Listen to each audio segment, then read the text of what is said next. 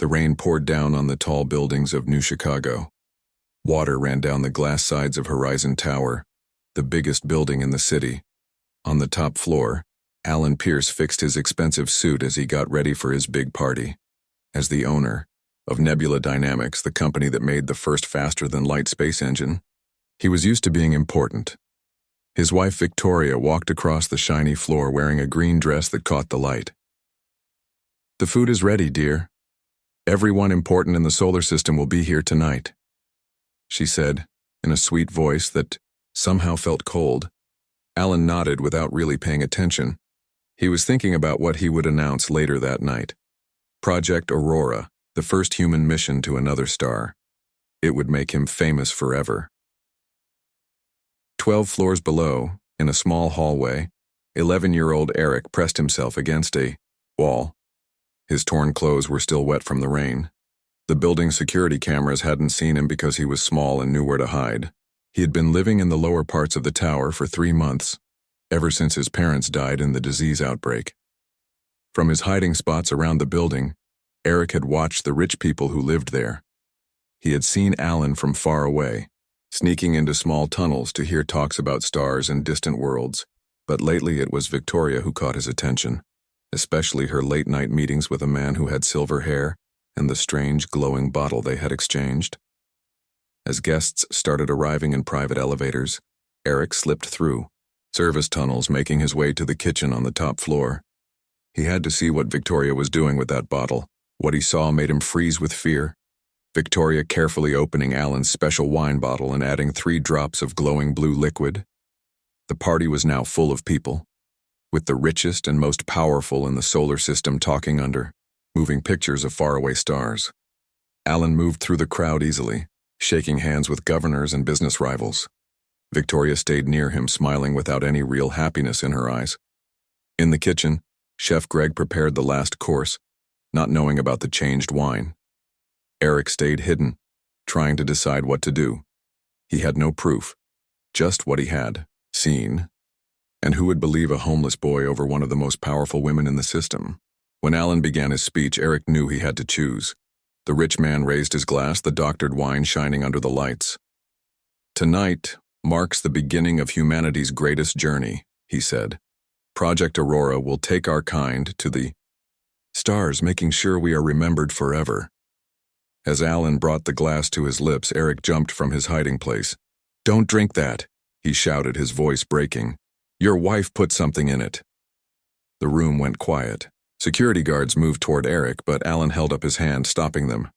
He looked at the boy, taking in the dirty clothes and worried face. "What did you say, son?" he asked, very calm. "I saw her," Eric said, pointing at Victoria. "She put something blue in your wine when no one was looking. I've been watching. She meets with a man with silver hair. They exchanged a bottle." Victoria laughed, the sound harsh like breaking glass. "This is ridiculous. Security, take this child away now." But Alan's eyes had narrowed. He put his glass down carefully. "Let's hear what the boy has to say."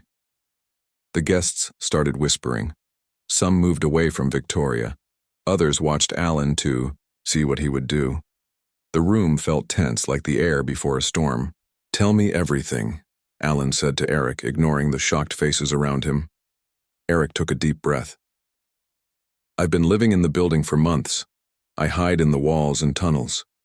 3 nights ago, I saw your wife meet a man on the 103rd floor. He gave her a small blue bottle. She said the plan was almost ready."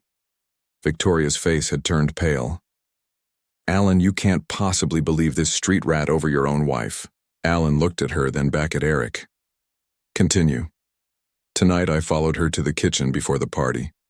She opened your special wine bottle, the one with your name on it. She added the blue stuff from the bottle. I heard her say that you would start feeling sick in a few days, and by the time the Aurora launches, you would be too confused to run the company." Alan turned to his security chief, Samantha. "Test the wine." Samantha took the glass and used a small device to scan it. After a moment, she looked up with a serious face. "Sir, there's something in here that shouldn't be. It's not in our database, but it's definitely not just wine." Victoria suddenly lunged for the door, but 2 security guards caught her arms. "Let me go," she shouted. You have no idea what's at stake. Alan stepped closer to her, his face hard. Who is he, Victoria? The man with the silver hair?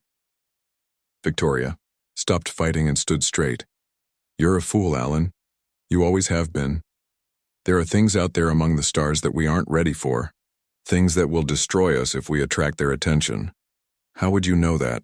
Alan asked quietly. Because Eclipse Industries has better listening devices than you do, she said. We've heard things from the Proxima Centauri system. Things your scientists missed. If you send Aurora there, you'll doom humanity. Alan shook his head. So you decided to poison me, your own husband? It would have looked like natural memory decline. You would have stepped down. The project would have been delayed. I was saving everyone, including you. Alan turned to Samantha.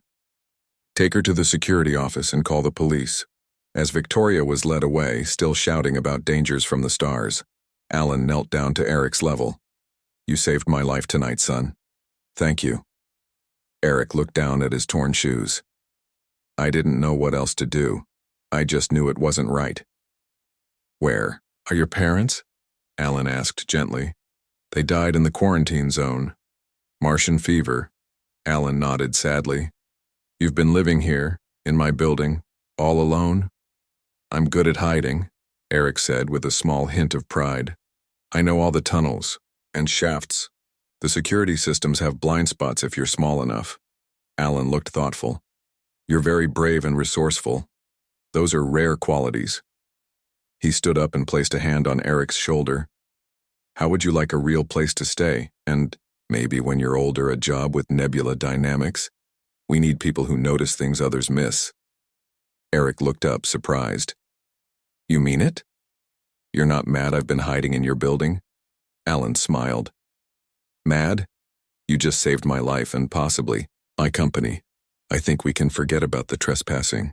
As the party guests were sent home and the police arrived to take Victoria away, Eric stood by the window, looking out at the rainy city. For the first time in months, he felt hope.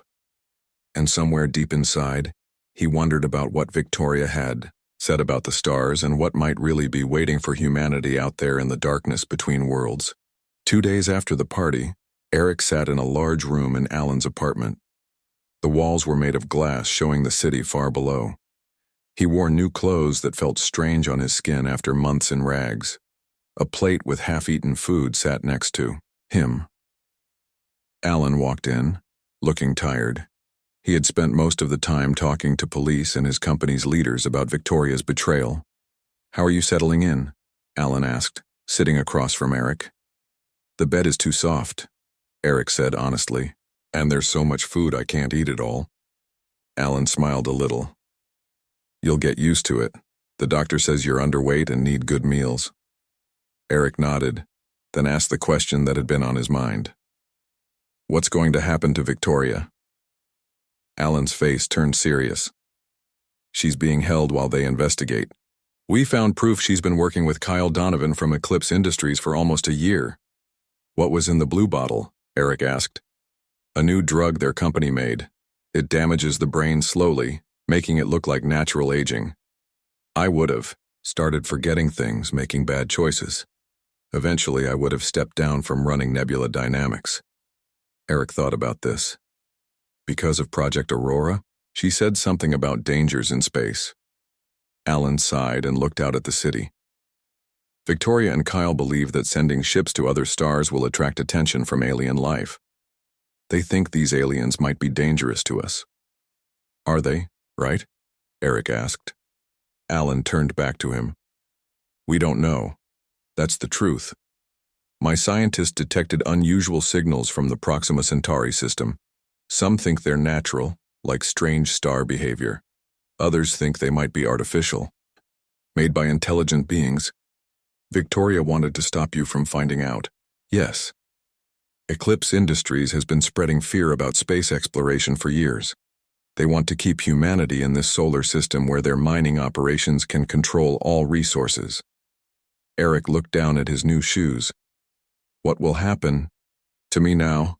Alan leaned forward. That depends on what you want, Eric. The state could find you a foster home or... He paused. I've been talking to my lawyers. If you're willing, I could become your guardian. Eric's eyes widened. You want me to stay here? With you? You saved my life. You're clearly smart and brave. And frankly, I could use someone around who sees things clearly. Alan smiled. Plus, I've learned my security systems need an upgrade if an 11-year-old can get past them. For the first time in months, Eric felt himself smile. I'd like that. 3 months later, Eric stood next to Alan in the Nebula Dynamics Control Center. Huge screens showed a massive ship being built in orbit around Earth. Workers in spacesuits moved around its huge engines, adding parts and checking systems. There she is, Alan said proudly. The Aurora, the first ship that will take humans beyond our solar system. Eric watched with wonder. Since coming to live with Alan, he had learned so much about space and the project. He now went to the best school in New Chicago, where teachers were amazed by how quickly he learned science and math. When will it be ready? Eric asked. 2 years, Alan replied. We're being extra careful with everything after what happened. Victoria's trial had ended a month ago. She was sentenced to 15 years in prison for attempted murder and corporate espionage. Kyle Donovan and 3 other executives from Eclipse Industries were also going to jail. Do you think Victoria was right? Eric asked quietly. About the dangers out there?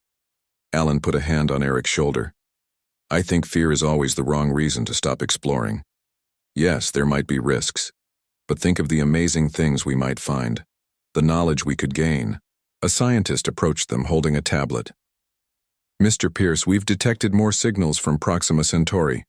The pattern has changed again. Alan took the tablet, studying it with interest. The timing is more regular now, almost like... Like what? Eric asked, trying to see the screen. Like someone trying different ways to be understood, Alan finished. The scientist nodded. Dr. Patel thinks it might be an attempt at communication. Eric felt a chill go through him. So there really is something out there? Possibly, Alan said, which makes our mission even more important. That night, Eric couldn't sleep. He got out of bed and went to the window, looking up at the stars. Somewhere up there, the Aurora was being built.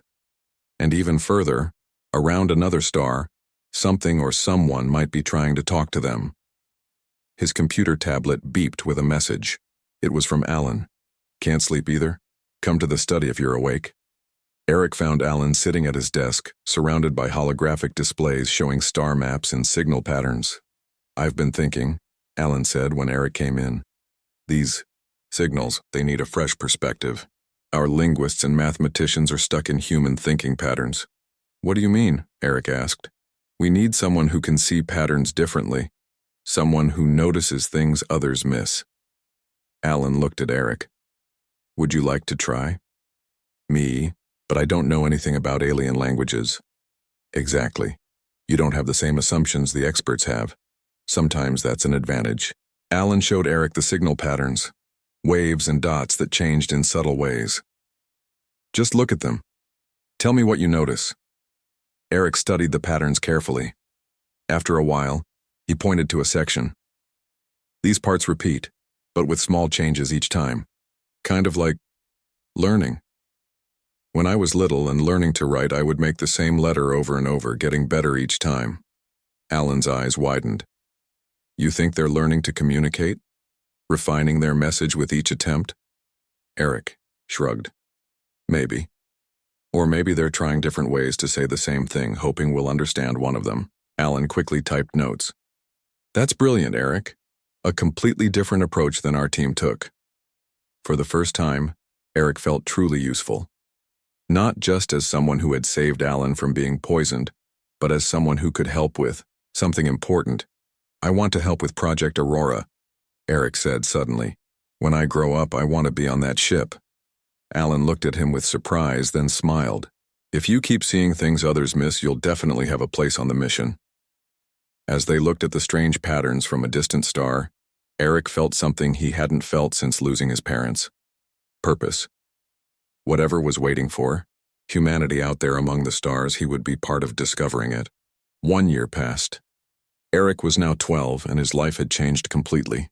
He lived in Alan's penthouse, went to the best school in New Chicago, and spent evenings helping the Nebula Dynamics team study the strange signals from Proxima Centauri. Eric sat in the special room Alan had built for him at Nebula Dynamics headquarters. The walls showed moving images of stars and planets. In the center was a round table that could display 3D images of the signals. Dr. Lily Wong, the head of the communications team, stood next to him. "You've made amazing progress, Eric. Your idea about the patterns being like a learning process was right." Eric nodded but felt unsure. "We still don't know what they're trying to say, though." "That's why we keep working," Dr. Wong said with a smile. "Breakthroughs take time." The door opened and Alan walked in. He looked stressed, but his face brightened when he saw Eric. "How's our young signal expert today?"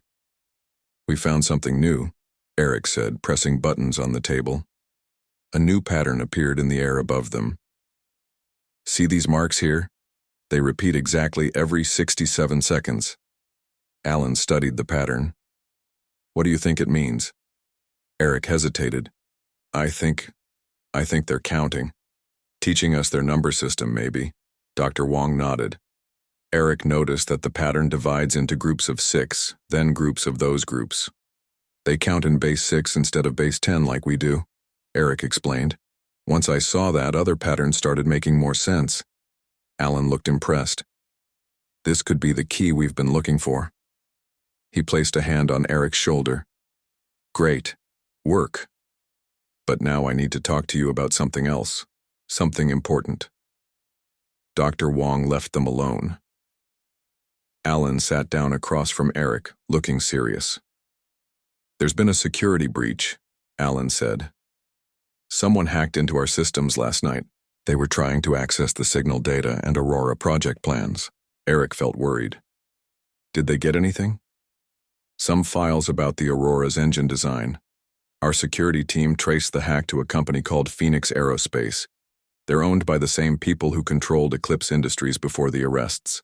Victoria's old friends," Eric said. Alan nodded. "They're still trying to stop us. They still believe contact with whatever is sending those signals will be dangerous for humanity." "What are we going to do?" Eric asked. "I'm sending you away for a while," Alan said. Eric felt his heart sink. "Away? Why? Did I do something wrong?" Alan quickly shook his head. "No, not at all. You've done amazing work. But I have reason to believe they might target you next." "Me? Why would they care about me?"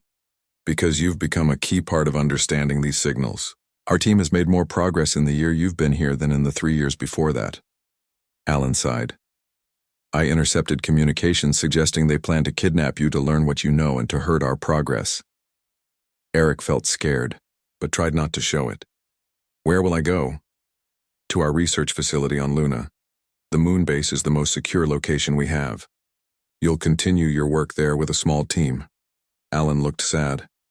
"I'm sorry, Eric, I never wanted to put you in danger." "It's not your fault," Eric said. "I want to help with the project. I just didn't think anyone would care about what I'm doing." "Never underestimate your importance," Alan said firmly. "You see things differently. That's rare and valuable." 3 days later, Eric sat in a small spacecraft heading for the moon. Through the window, he watched Earth grow smaller. He had never been in space before, and despite his worry, he felt excited. The pilot, Captain Susan Miller, turned to check on him. "First time off planet?" Eric nodded. "It's beautiful." "Wait until you see Earthrise from the lunar surface," she said with a smile. "Nothing like it in the solar system." Suddenly, warning lights flashed red across the control panel. Captain Miller's smile disappeared. "What's happening?" Eric asked, feeling scared. "We're being followed," she said, her voice now serious. She pressed buttons quickly. "Sending distress signal to Luna base." Eric looked at the screens. A small ship was coming up behind them, moving fast. "Is it them? The people who want to kidnap me?" Captain Miller didn't answer directly. "Hang on tight, this might get rough." She changed their course, trying to outrun the other ship. but their small transport wasn't built for speed. Luna Base, this is Transport 17. We have pursuit requesting. Immediate assistance, Captain Miller said into her communicator. A voice answered through static. Transport 17, defense ships launching now, ETA 8 minutes. We might not have 8 minutes, Captain Miller muttered. The pursuing ship fired something. Not a weapon, but a small device that attached to their hull. What was that? Eric asked. Boarding? Tech. They're going to try to cut through the hull. Captain Miller reached under her seat and pulled out a small gun. Take this. Hide in the storage locker in the back. Don't come out no matter what you hear. Eric took the gun with shaking hands. I don't know how to use this. Safety is here. Point and pull if you have no choice. She looked at him firmly. Go now. Eric ran to the back of the ship and climbed into the small storage space. He pulled the door closed just as he heard a loud noise from the main hull. They were cutting through. He heard shouting, then a sound he thought might be Captain Miller's gun, then silence.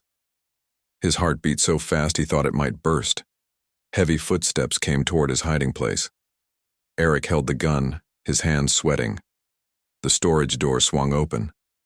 A man in a dark spacesuit stood there. Before Eric could raise the gun, the man fired something that hit Eric in the chest.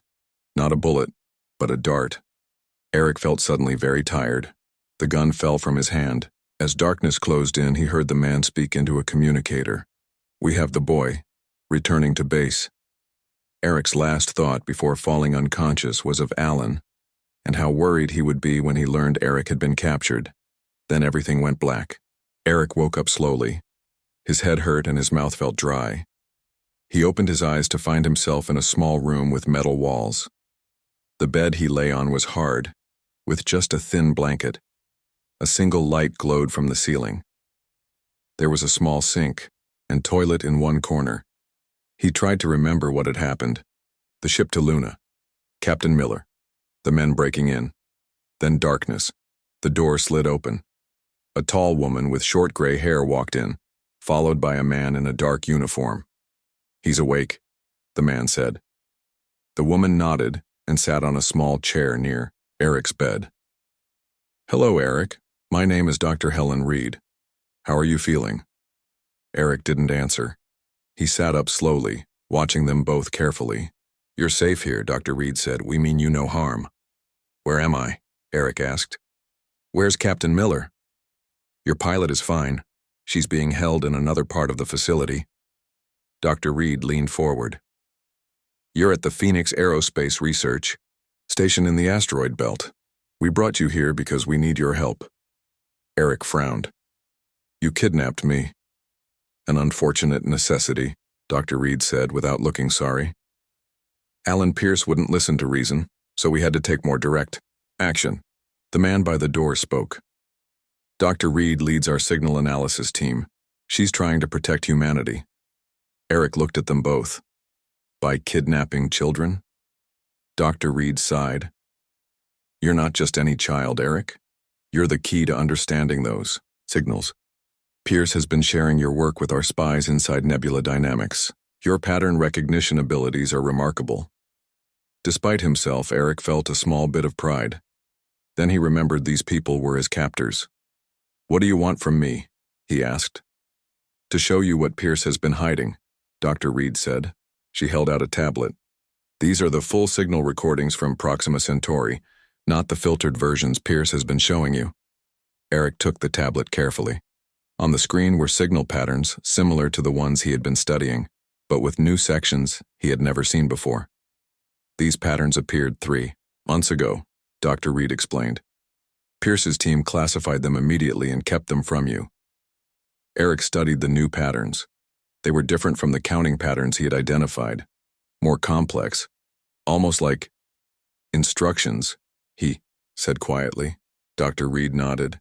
Yes, we believe they are instructions for building something dangerous. How do you know it's dangerous? Eric asked. Look at this section here.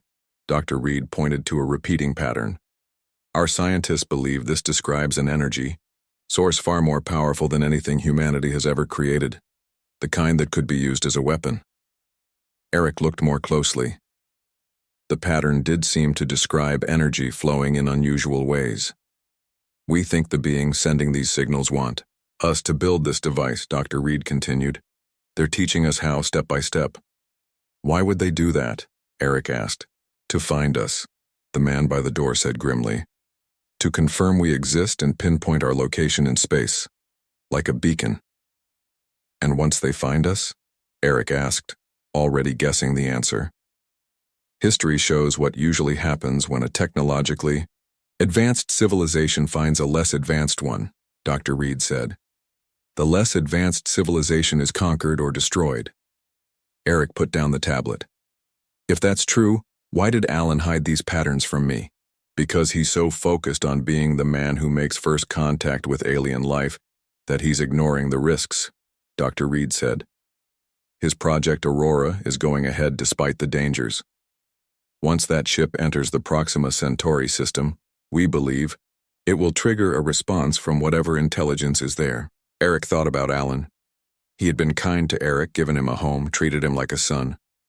Would he really put humanity at risk just for his own glory? I don't believe you, Eric said finally. Dr. Reed stood up. You don't have to believe me, now. But I'm giving you full access to our data. Study it yourself. Come to your own conclusions. Unlike Pierce, we won't hide anything from you. She walked to the door, then turned. You're not a prisoner, Eric. You're a guest. Once you understand what's at stake, we hope you'll help us stop Project Aurora before it's too late. After they left, Eric explored his room more carefully. The door wasn't locked. Outside was a hallway with other doors. At the end was a large room filled with computers and screens. People worked at different stations, studying data and talking, quietly. No one stopped Eric as he walked around. A few people nodded to him, but mostly they ignored him. He found a food area and took a sandwich and juice from a counter. As he ate, he thought about what Dr. Reed had shown him. Were the signals really instructions for building something dangerous? Was Alan hiding things from him? Eric wasn't sure what to believe. But one thing was clear. These people had taken him against his will, no matter how nicely they treated him now. He needed to contact Alan somehow. But first, he would learn everything he could about what Phoenix Aerospace knew. For the next 3 days, Eric spent all his time in the research center.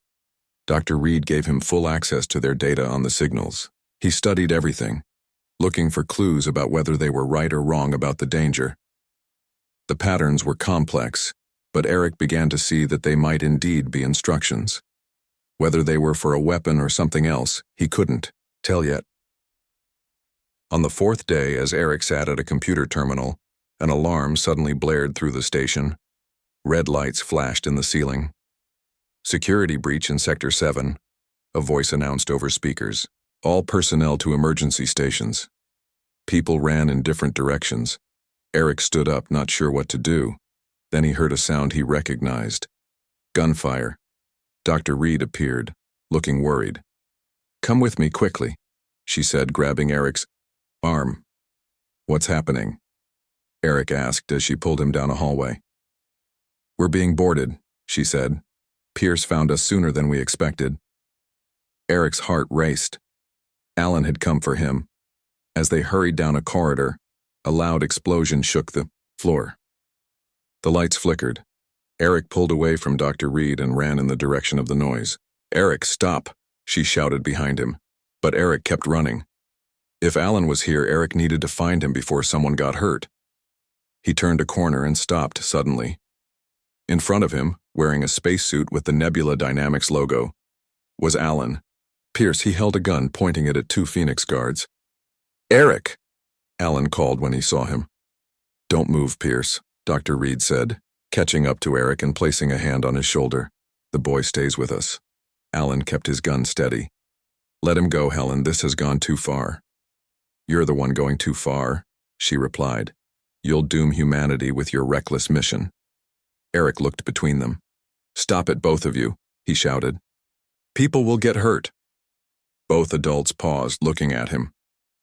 I've seen their data, Alan, Eric said. The signals might be instructions for building something dangerous. Did you know that? Did you hide it from me? Alan's expression changed. He looked sad. I didn't hide it, Eric. We just weren't sure yet. We needed more time to analyze it. We don't have more time, Dr. Reed said. The Aurora launches in 6 months. Once it enters the Proxima system, it's too late. Eric made a decision. He stepped away from Dr. Reed, moving to stand between them. I'm not going with either of you until you both agree to work together, he said firmly. These signals are too important for your companies to fight over. This is about all of humanity. The two adults stared at him in surprise. 3 months later, Eric stood in the new Joint Signals Research Center on Mars. The large room was filled with scientists from both Nebula Dynamics and Phoenix Aerospace, working side by side. On the main screen, the latest signals from Proxima. Centauri played in colorful patterns. Eric's bold stand in the asteroid base had changed everything. After tense negotiations, Alan and Dr. Reed had agreed to work together. The rescue mission turned into a meeting, and within days, the companies signed an agreement to share all data about the signals. The latest pattern sequence just came in, said Dr. Wong, now working with Dr. Reed on a combined team. It's definitely the final piece of the instructions. Eric nodded, studying the screen. So now we know everything needed to build the device. Alan walked in, looking tired but determined. The UN Security Council is meeting tomorrow to review our findings. Have we reached a conclusion about what this device actually does? Dr. Reed joined them, her former hostility toward Alan now replaced, with professional respect. We have 2 theories, both supported by the data. She touched a control, and a 3D model appeared above the table. It showed a complex machine with multiple energy fields flowing through it. Theory 1, she said. This is a quantum communication device that would allow instant contact across any distance. If built, it would create a direct link between Earth and whatever is sending these signals. Theory 2, Alan continued. It's a beacon that would announce our technological capability and precise location to the cosmos. Like lighting a signal, fire that could be seen across the galaxy. Both theories could be true, Eric added. It might be a communication device that also serves as a beacon. The question remains, Dr. Reed said. Is it safe to build? This was the debate that had consumed them for months. Was humanity ready to announce its presence to the stars? Were the signal senders friendly or hostile? We've translated more of their mathematical language, Eric said. There's no evidence of hostile intent. The signals seem educational, like they're teaching us. That doesn't prove their intentions are good, Dr. Reed countered. The device requires enormous energy. If something goes wrong, it could destroy an entire city. Alan looked at Eric with pride. At 13, the boy had become essential to the project, his unique way of seeing patterns making breakthroughs possible. What do you think, Eric? Alan asked. You've studied these signals more than anyone. Eric took a deep breath. This was the biggest question of his life. Maybe the biggest question in human history. I think we need to build it, he said finally. But with safeguards, and not on Earth. Both adults looked at him with interest. We build it here on Mars, in an isolated location, Eric continued. We limit the power at first, test it step by step. But we need to answer the call. Hiding won't protect us forever. Alan nodded slowly. The Aurora mission is still preparing to launch in 3 months. Perhaps we should coordinate both projects. Build the device here, but also send the ship to Proxima Centauri as planned. A 2-part approach, Dr. Reed agreed. I can support that. 2 months later, in a sealed facility in the Martian desert, the device neared completion.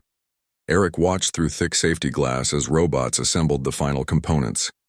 No humans were allowed inside the chamber during construction, just in case. The device looked nothing like human technology. Its curves and connections followed patterns that seemed strange to the eye but perfect according to the mathematics of the signals. Final power test begins in 5 minutes, announced the facility director. Alan stood beside Eric. Nervous, Eric nodded. What if Dr. Reed was right all along? What if this is dangerous? Then we shut it down immediately. All power systems have triple redundancy. If anything looks wrong, The whole facility goes dark. Alan put his hand on Eric's shoulder. But what if it works? What if we're about to talk to another intelligence across the stars? 1 minute to power up, came the announcement. Scientists took their positions at monitoring stations. Armed security. Personnel stood ready, though what they could do against an alien threat no one really knew. 30 seconds. Eric held his breath. After all the years of studying the signals, hiding in the tower, being kidnapped, and finally bringing everyone together, this moment would change everything. Power engaged. The device hummed to life. Energy flowed through its strange curves and chambers, building slowly as safety protocols allowed only 10% of full capacity. All readings normal, reported a technician. No unusual radiation. Energy. Containment holding. Minutes passed. Nothing happened except the steady glow of the device. Increase to 25% power, ordered the director. The hum grew louder. The glow brightened. Suddenly the air above the device shimmered. A small sphere of light appeared, floating gently. Energy anomaly detected, called a scientist. But it's stable. Contained. The sphere pulsed. Gentle waves of light expanding and contracting. Then it began to change color in a specific pattern. That's the base 6 number system, Eric said excitedly. They're counting. One by one, the numbers appeared as color shifts. Then the sphere changed. New patterns emerged. Dr. Wong gasped. It's returning our own signals, the exact patterns we've been receiving from Proxima Centauri. They're showing us they recognize their own message, Alan said. The sphere pulsed again, then expanded slightly. Inside it, shapes began to form, creating a 3-dimensional image. Everyone stared in wonder. The image showed a star system, clearly Proxima Centauri and its planets. Then it zoomed in on one planet, showing strange structures on its surface. They're showing us their home, Eric whispered. The image changed again. Now it showed something, moving through space. A ship. It was approaching the Proxima Centauri system from the direction of Earth. That's the Aurora, Alan said. They know it's coming. The image shifted once more. It showed the ship arriving, and then beings emerging from the structures on the planet. The scene depicted meeting, exchange, communication. They're inviting us, Eric said. They want peaceful contact. The sphere pulsed one final time, then slowly faded away. The device continued humming, waiting. Dr. Reed looked shaken but amazed. They answered, and they know we're coming. We need to tell the Aurora crew immediately, Alan said. They should know what to expect when they arrive. As the scientist rushed to analyze the recorded images, Eric stayed looking at the device. From homeless boy hiding in air shafts to the person who helped humanity take its first step to the stars. His journey had been unbelievable. Thank you, Alan said quietly beside him. For what? Eric asked. For warning me that night at the party. For seeing things no one else saw. Without you, none of this would have happened. Eric smiled. I just didn't want you to drink something dangerous. And instead you helped us all drink from the cup of knowledge, Alan said. Whatever comes next, humanity faces it with open eyes, thanks to you. Outside the facility window, the Martian sunset painted the desert red. Somewhere in Earth orbit, the Aurora prepared for its historic journey. And across the light years, someone was waiting to meet them. For a homeless boy who once had nothing, Eric now had the greatest gift of all. He had helped give humanity a future among the stars.